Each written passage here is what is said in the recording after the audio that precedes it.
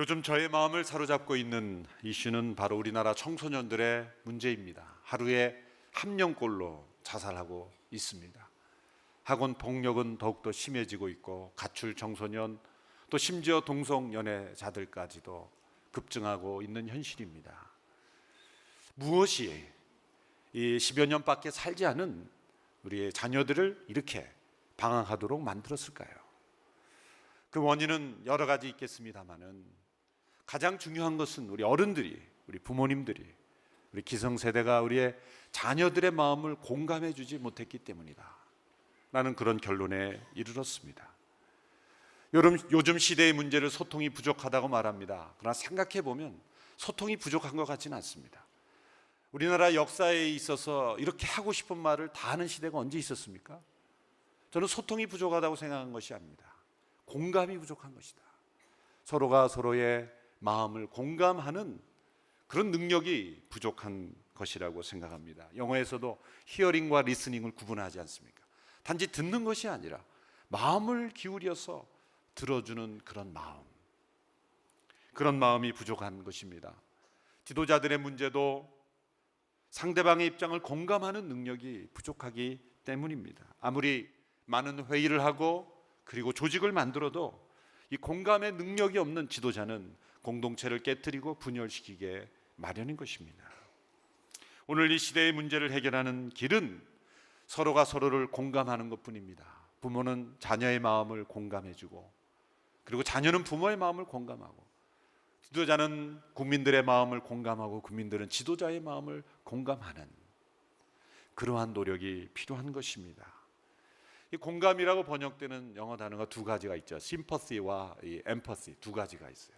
심퍼시는 그냥 함께 그 상대방의 마음을 느끼고 슬퍼하는 것입니다. 그것도 함께 슬퍼하는 것입니다.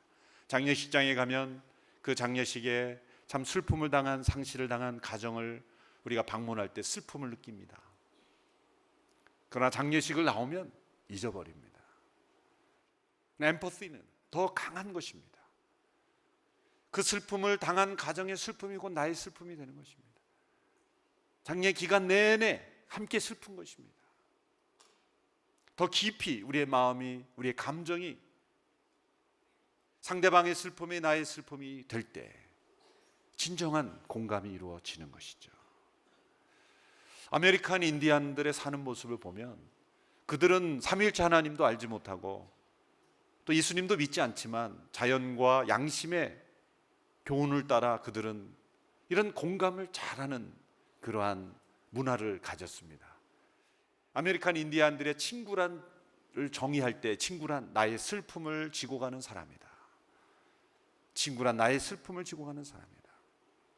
1996년도에 콜로라도의 그 아메리칸 인디안들의 리더십들이 모여서 그들의 헌장이라고 되는 것을 발표를 했는데 그 중에 하나가 공동체에 관한 것이에요. 공동체 안에서의 한 사람의 영광은 우리 모두의 영광이 되고 한 사람의 슬픔은 우리 모두의 슬픔과 고통이 된다. 참 지혜로운 그들은 예수님은 모르고 삼위일체 하나님은 모르지만 이 공감이라는 것이 무엇인지를 잘 아는 그런 문화가 있다는 것이죠. 올해 온누리교회 주제 말씀은 함께 즐거워하고 함께 울라라는 말씀입니다. 한마디로 표현하면 공감 혹은 정감입니다.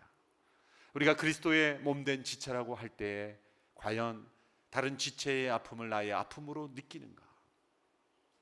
우리 신체의 한 부분, 피부의 한 조각이 상처를 입으면 우리 온 몸이 다 느끼는 것처럼 그리스도의 진정한 지체는, 몸된 지체는 느끼는 것이 있어야 합니다. 아픔을 함께 느끼고 기쁨을 함께 느끼고, 만일 그렇지 못하면 우리가 무감각한 문둥병과 나병에 걸린 환자와 같은 거죠.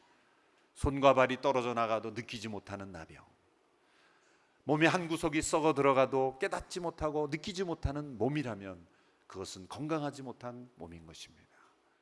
올 한 해 온누리교회는 우리 모든 성도들이 서로가 서로를 느끼는, 함께 공감하는, 슬픔과 기쁨을 함께 나눌 수 있는 그런 한 해가 될 수 있게 되기를 바랍니다. 공감의 능력이 더 깊어져야 합니다. 또한 뿐만 아니라 그리스도인으로서 이 사회의 아픔과 슬픔과 눈물에 함께 공감하는 교회가 되어야 합니다. 우리들만의 울타리에 갇혀서 우리들만의 공동체가 아니라 세상 속에 빛과 소금으로서 그들의 아픔을 느끼고 공감해 주는 그러한 교회로 한 해 동안 우리가 실천해 나가기를 원합니다. 로마서 12장 가운데 있는 이 본문은 성경학자들이 바울 서신 가운데 가장 논리가 없는 산만하다고 지적하는 부분입니다. 이 바울의 철저한 논리, 로마서와 같은 로마서 전 부분에 보면 얼마나 논리적입니까? 그러나 12장을 보면은 일정한 주제가 없이 여러 구절들이 의미 없이 나열한 것처럼 보입니다. 그러나 사도 바울이 보여주고 있는 것은 어떤 사상이나 논리가 아니라 서로를 깊이 공감하고 있는 공동체의 모습을 보여주고 있는 것입니다. 여러분이 만일 너무나 경치가 좋은 그 광경을 보면 논리적으로 그것이 설명이 가능합니까? 저 나무 좀 봐, 저 새 좀 봐, 새를 보면 또 저 흐르는 강 좀 봐. 논리적으로 설명되지 않습니다. 그 감격과 느낌을 산만하게 설명할 수밖에 없는 거죠. 로마서는 흔히 교리적인 책으로 생각합니다. 교리를 말하고 있습니다. 그러나 로마서 12장 이후에서 보면 우리의 삶 속에서 관계와 공동체에 대한 많은 말씀을 주고 있어요. 로마서 16장 제일 마지막은 어떻게 끝납니까? 사도 바울이 자신이 기억하고 있는 성도들의 이름을 하나하나 부르며 문안하는 것으로 끝납니다. 로마서가 교리적인 책이라면 마지막 16장을 멋진 교리적 결론으로 맺어져야 하지 않겠습니까? 그런데 교리적 결론이 나오지 않습니다. 성도 한 사람 한 사람의 이름을 통해서 문안하는 것으로 끝납니다. 얼마나 따뜻한 사랑이 느껴지는 책인지 모릅니다. 사도 바울은 하나님의 진노와 심판과 구원으로 시작을 해서 성도가 성도 간에 느끼는 따뜻한 공감으로 로마서를 마무리하고 있다는 것이죠. 오늘 로마서 12장 본문, 저희가 함께 읽은 이 본문의 핵심적인 내용은 바로 서로를 깊이 공감하는 사랑이라고 말할 수가 있습니다. 예수님의 사랑은 바로 우리 인간의 아픔과 죄를 깊이 공감하는 사랑이었습니다. 히브리서 4장 15절에 우리 예수님에 대하여 이렇게 표현했습니다. 4장 15절 말씀 같이 읽겠습니다. 시작. 이는 우리에게 계신 대제사장은 우리의 연약함을 동정하지 못하시는 분이 아니며 또한 모든 면에서 우리와 동일하게 시험을 당하셨으나 죄가 없으신 분이기 때문입니다. 예수님께서 많은 사람들의 질병을 고쳐주셨을 때 그 질병을 고치실 때마다 함께 나오는 멘트가 있습니다. 그것은 바로 불쌍히 여기셨다는 단어입니다. 예수님은 자신의 능력을 과시하기 위해서 병을 고쳐주신 것이 아닙니다. 내가 얼마나 능력이 많은 존재인지를 증명하기 위해서 기적을 베풀어 주신 것이 아닙니다. 그들을 불쌍히 여기셨기 때문입니다. 긍휼히 여기는 마음, 불쌍히 여기는 마음이 바로 예수님의 기적의 동기였던 것입니다. 나사로가 죽었다는 소식을 들었을 때 예수님은 어떻게 반응했습니까? 함께 우셨습니다. 함께 우셨습니다. 예수님은 우리가 느끼는 그 슬픔을 함께 느끼시는 분이십니다. 예수님은 우는 자들과 함께 울고 즐거워하는 자들과 함께 즐거워하셨습니다. 다른 사람의 입장과 마음을 공감하는 능력, 그것이 우리에게 회복이 되어야 합니다. 어떤 분의 글을 읽어보니까 이 갓난아이를 키우는 엄마는 1분에 한 번씩 그 아이에게 계속 신호를 보낸다는 거죠. 무의식적으로도. 어떤 신호를 보내냐면 내가 너의 아픔을 안다, 내가 너를 지금 지켜보고 있다, 내가 너를 지금 보살피고 있다. 계속해서 그 아이의 마음속에 그 아이를 향해서 끊임없이 신호를 보낸다는 거예요. 1분에 한 번씩 그 관심을 통해서. 그래서 그러한 어머니의 공감하는 사랑을 통해서 양육된 그러한 성인이 바로 다른 사람의 입장을 잘 공감할 수 있게 된다는 거예요. 만일 부모로부터 그런 공감을 받지 못한 사람이 성장하면 전혀 다른 사람의 입장과 마음을 살피지 못하는 그러한 사람으로 살아가게 된다는 거죠. 이 누군가 우리가 그 영화나 드라마나 영상에 눈물을 흘리고 있는 사람의 그 얼굴을 보면 괜히 눈물이 나죠. 가끔 저도 울컥할 때가 있는데 제가 이렇게 울컥하면 여러분이 이렇게 같이 우시더라고요. 왜 우시는지 모르겠어요. 이 정석 공명이라 그러죠. 감정이 공명되는 거예요. 물리학에서 공명 소리가 울리는 것처럼 이 인간의 이 조직 속에, 우리의 하나님께서 만드신 인간의 본성 속에는 공감하는 능력을 주신 거예요. 나는 현재 슬픈 환경 가운데 있지 않지만 슬픈 사람을 보면 그것이 나의 슬픔이 되는 거예요. 그래서 여성들을 보면 드라마를 보고 늘 울죠. 그나마 그게 공감의 능력을 지탱해 주고 있는 것 같습니다. 보면 드라마를 많이 보시라는 게 아니라 드라마를 보고 많이 울면 공감의 능력이 좀 치우칠 때가 있어요. 우리 선교사님들을 위해 기도하며, 열방에 구원받지 못한 영혼들을 위해 기도하며, 이 시대에 방황하는 우리 청소년들을 위해 기도하며, 우리 다음 세대를 위해 기도하며, 교회를 위해 기도하며, 그럴 때 슬픔은 진정한 하나님의 슬픔인 것으로 믿습니다. 선교사님들의 마음을 함께 공감하고, 어려운 이웃의 마음을 함께 공감하고, 다음 세대의 마음을 공감하고, 어려운 또 북한 동포의 마음을 공감하고, 오늘 한 해 동안 우리의 이 공감의 능력이 더 살아나는 한 해가 되기를 축원합니다. 뇌의 그런 공감, 제가 찾아보니까 그 거울 누리온 세포라 그러더라고요. 근데 그런 세포가 있대요. 근데 그것을 쓰면 쓸수록 더 촘촘해지고 더 발달한다고 합니다. 그런데 안 쓰면 안 쓸수록 그것이 더 쇠퇴한다고 그래요. 인생의 경험이 많을수록 그 세포가 더 발달해야죠. 근데 공감하는 능력이 점점 없어진다는 것은 사용하지 않았다는 거예요. 오늘 본문의 말씀에 보면 함께 즐거워하고 함께 우는 공동체로서 어떻게 우리가 서로를 깊이 공감할 수 있는가 말씀하고 있습니다. 첫째는 거짓 없는 사랑이 바로 서로를 깊이 공감하는 사랑을 가능하게 하는 것입니다. 9절의 말씀을 같이 읽겠습니다. 9절 말씀 시작. 사랑에는 거짓이 없어야 합니다. 악한 것을 미워하고 선한 것을 붙드십시오. 참된 관계를, 참된 공동체를 이루는 첫 번째, 그것은 거짓 없는 사랑이어야 하는 것입니다. 우리의 사랑에는 언제나 위선, 악한 것, 그리고 선하지 못한 것이 붙어 있는 것입니다. 누군가를 사랑한다고 하면서도 때로 자기를 위한 사랑에 지나지 않을 때가 많은 것입니다. 우리의 사랑은 오염되어 있습니다. 우리의 사랑은 거짓이 숨어 있는 것입니다. 따라서 거짓 없는 사랑을 우리가 추구해야 하는 것입니다. 많은 사람들이 두 종류의 세계에 살고 있습니다. 한쪽 세계에서는 진실이 없는 사랑만을 추구하는 세계에 살고 있습니다. 또 한편의 세계에서는 사랑이 없이 진실만을 추구하는 세계에 살고 있습니다. 진실이 없는 사랑은 서로를 사랑하는 것 같은데, 그런 공동체나 교회에 가보면 서로 끈끈합니다. 얼마나 끈끈한지 이루 말할 수가 없어요. 너무 끈끈한 나머지 하나님이 개입하실 여지가 없어요. 인간적으로 완전히 끈끈해지는 거예요. 제가 최근에 어느 목사님의 하소연을 들었습니다. 경기도의 어느 교회, 저희가 잘 아는 목사님, 담임 목사로 부임을 했는데, 하여튼 목사님 빼고 성도들이, 많지도 않은 성도들이 끈끈하게 뭉쳐서 인간적으로 완전히 하나가 돼서 목사님이 올바로 목회하려는 걸 용납을 안 하는 거예요. 완전히 하나 됐어요. 진실이 없는 사랑이에요. 진실이 없는 사랑이에요. 제가 들은 어떤 교회는요, 지방의 어느 교회는 너무나 사랑해서 교회 예산이 남으면 서로 나눠가진대요. 성가대 예산이 남으면 성가대끼리 나눠가지고, 장로님들도 나눠가지고 다 예산이 남으면, 그러니까 일을 안 하고 헌금하고 나머지는 서로 이렇게 나눠가진대. 너무 사랑하는 거죠. 진리가 없는 사랑. 여러분, 우리의 인간관계도 하나님이 보일 만큼만 가까워야 됩니다.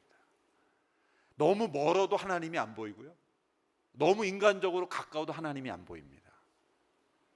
여러분, 교회 생활에서 상처 입었다고 하는 그런 내용들은 다 진실이 없는 사랑 때문에 그렇습니다. 거짓된 사랑, 잘못된 관계죠. 반대로 사랑이 없는 진리도 문제입니다. 거의 폭력에 가깝습니다. 말은 다 옳습니다. 사랑이 없습니다. 사랑이 없는 말은 언제나 상처를 주고 관계를 깨트립니다. 그래서 에베소서 4장 15절에서는 그리스도의 공동체에서를 이렇게 말합니다. 에베소 4장 15절을 말씀을 같이 읽어보겠습니다. 시작. 사랑 가운데 진리를 말하며 자라나야 합니다. 범사의 머리 되시는 그리스도께로 자라나는 방법을 이렇게 말합니다. 사랑 가운데 진리를 말하라. Telling the truth in love. 사랑 안에서 진리를 말하라. 진리를 말하는데 사랑으로 진리를 말하라. 진리는 언제나 사랑으로 덮어져야 하고, 그러나 사랑 안에는 언제나 진리가 있어야 합니다. 고린도서 13장에서도 4절에 7절까지 사랑을 오래 참고 시작되는 그 말씀에서 시기지 않고 또 분노하지 않고 많은 말씀이 있지만 마지막에 사랑은 진리와 함께 기뻐하고, 사랑은 언제나 진리를 향해 합니다. 진정 자녀를 사랑하는 건 무엇입니까? 진리 가운데 있도록 만들어주는 것이 사랑하는 것입니다. 그리고 진정한 진리는 바로 사랑을 가능하게 하는 거죠. 사랑과 진리가 하나가 되는 공동체. 오늘 우리 교회 안에 2012년도에 우리가 서로를 깊이 사랑하면서 서로가 더 진실하게 진리를 향하도록 만들어주는 사랑으로 하나 되는 한 해가 되기를 축원합니다. 이 거짓 없는 사랑은 선한 것을 붙드는 사랑이라 그랬습니다. 선한 것을 붙드는 사랑, 거짓 없는 사랑은 점점 풍성해집니다. 우리가 진리 가운데 살아갈 때 빌립보서 1장에도 너희의 사랑이 지식으로 점점 풍성하게 되기를 기도했습니다. 그 지식은 진리를 지식입니다. 우리의 사랑이 진리 가운데 있을 때 사랑은 점점 풍성해집니다. 오늘 본문에 보십시오.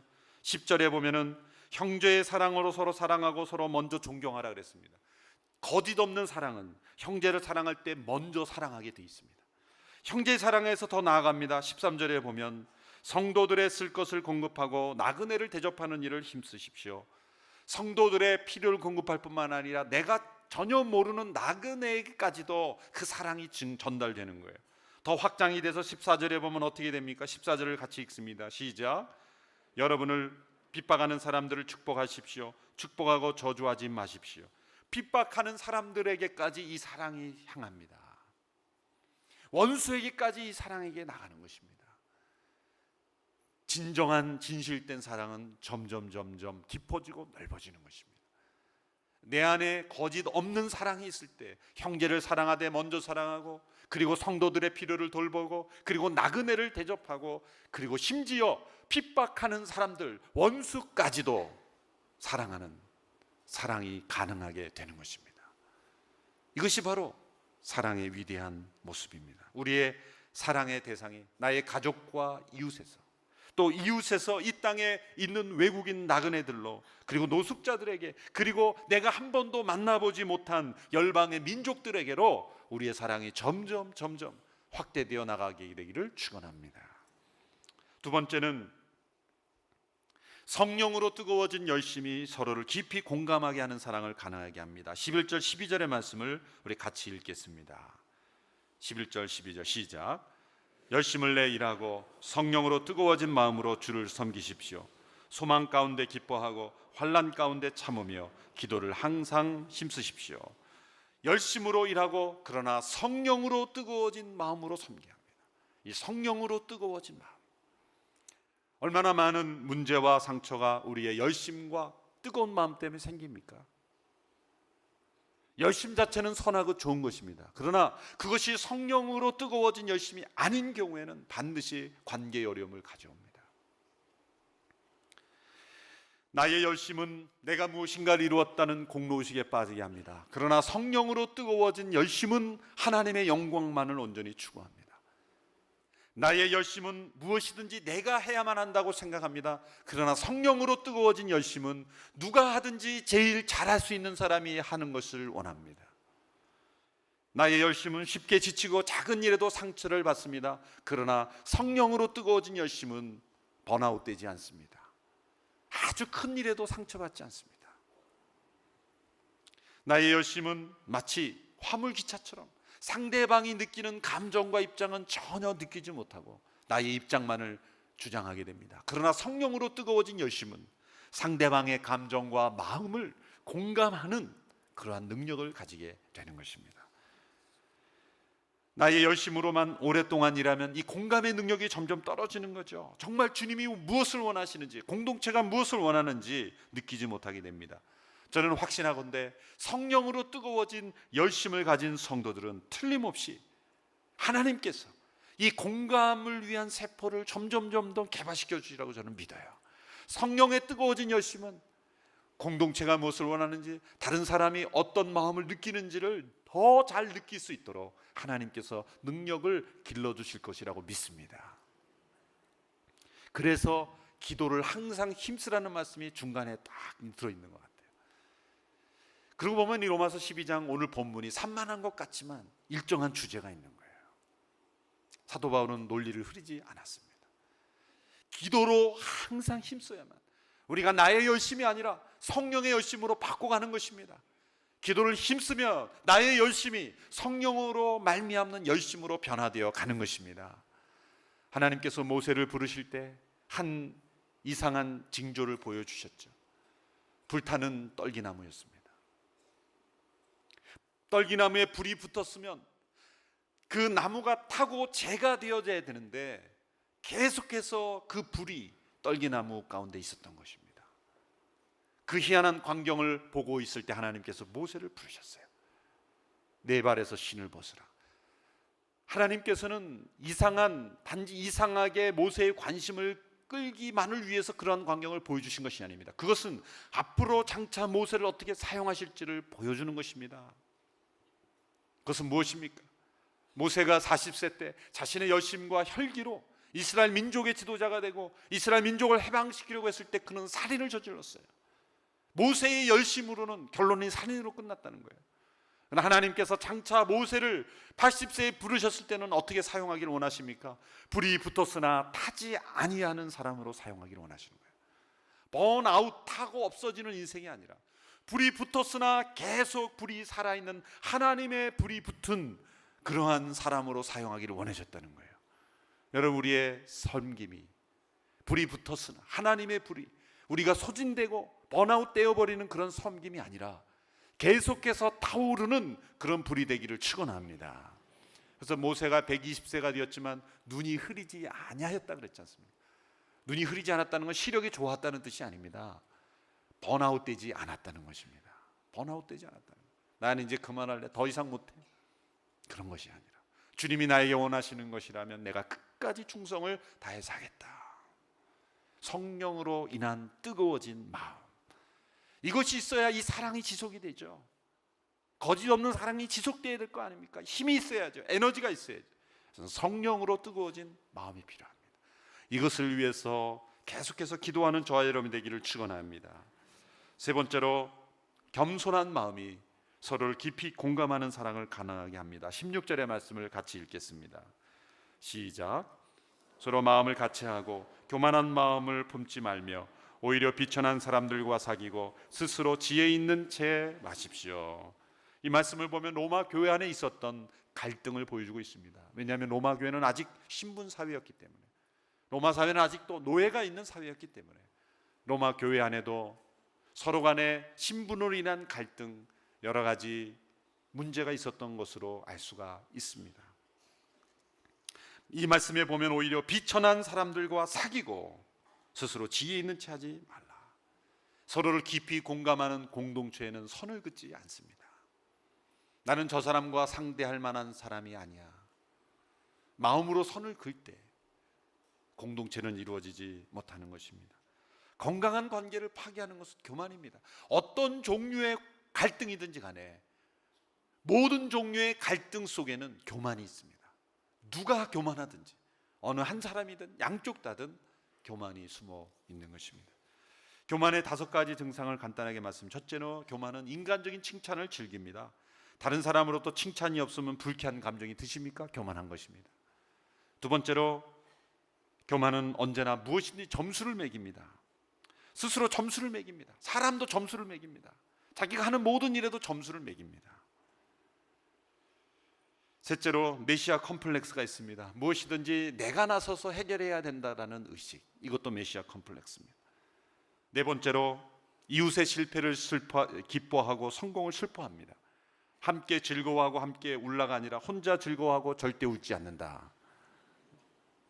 이웃의 실패를 기뻐하고 성공을 슬퍼하는 것. 5번째 마지막으로 어떤 비판도 받아들이지 않는 것입니다. 아주 사소한 비판에도 상대방의 건전한 비평도 허용하지 않는 것, 이것이 바로 교만입니다. 여러분, 어쩌면 이 세상에서 제일 위험한 일이 관계를 맺는 일일지도 모릅니다. 대인관계에 있어서 완전히 안전한 사람은 없습니다. 그러나 하나님은 우리에게 공동체를 요구하십니다. 오늘 이 교회 안에도 지금까지 어느 누구와도 관계하지 않고 홀로 신앙생활하는 분이 있을지 모릅니다. 상처받기 싫어서. 그러나 혼자 있는 것은 더 위험합니다. 혼자 있는 것은 더 위험합니다. 2012년도에 목회적인 그러한 목표를 하나 세운다면 모두가 연결되는 것입니다. 소속감 없는 분들이 다 소속감을 갖게 되는 것입니다. 공동체에 속하지 않았던 분들이 다 공동체에 속하게 되는 것입니다. 홀로 외롭게 신앙생활을 하는 분이 없게 되는 것입니다. 물론 1년 안에 다 이루어지진 않습니다. 그러나 이런 목표를 가지고 함께 살아갈 수 있게 되기를 바랍니다. 오늘 교회가 더욱더 세상의 아픔을 공감하고 함께 느끼는 공동체가 되는 것입니다. 그 C.S. 루이스라는 분이 4가지 사랑의 책에서 아주 이런 흥미로운 글을 써서 제가 인상 깊어서 한번 여러분들 읽어드리고 마치려고 합니다. 결국 사랑한다는 것은 상처를 입을 수 있다는 것이다. 무엇이든지 사랑해보라. 그러면 틀림없이 마음을 졸이게 되고 어쩌면 마음이 찢어지게 될 것이다. 당신의 마음이 상하기 원치 않는다면 그 누구에게도 마음을 주지 말아야 한다. 취미와 작은 즐거움으로 마음을 조심스럽게 감싸고 모든 복잡한 관계를 피하며 이기심이라는 상자 안에 안전하게 보관하십시오. 그러나 안전하고 어둡고 움직임도 없고 공기도 없는 그 상자 속에서 당신의 마음은 변해갈 것입니다. 당신의 마음은 찢어지지는 않겠지만 찢어질 수 없게 될 것입니다. 아무것도 받아들일 수 없게 될 것입니다. 결국 되살릴 수 없게 될 것입니다. 천국 외에 당신이 사랑의 위험으로부터 완전히 안전할 수 있는 곳은 지옥뿐입니다. 우리는 사랑의 위험이 있습니다. 관계 속에서 상처를 주고받을 수 있습니다. 그러나 상자 안에 자신의 마음을 간직하고 보호한다면 우리의 마음은 아무것도 느낄 수 없는 그런 굳어진 마음이 될 것입니다. 올 한 해 더욱더 우리 공동체, 우리의 마음을 열고 서로를 깊이 공감하는 공동체가 될 수 있게 되기를 축원합니다. 그리고 우리 기도 제목을 넓혀서 우리 가족뿐만 아니라 교회뿐만 아니라 우리 이웃과 세상 그리고 열방을 향하여 함께 공감하는, 함께 즐거워하고 함께 웃는 그런 한 해가 될 수 있게 되기를 주님의 이름으로 축원합니다.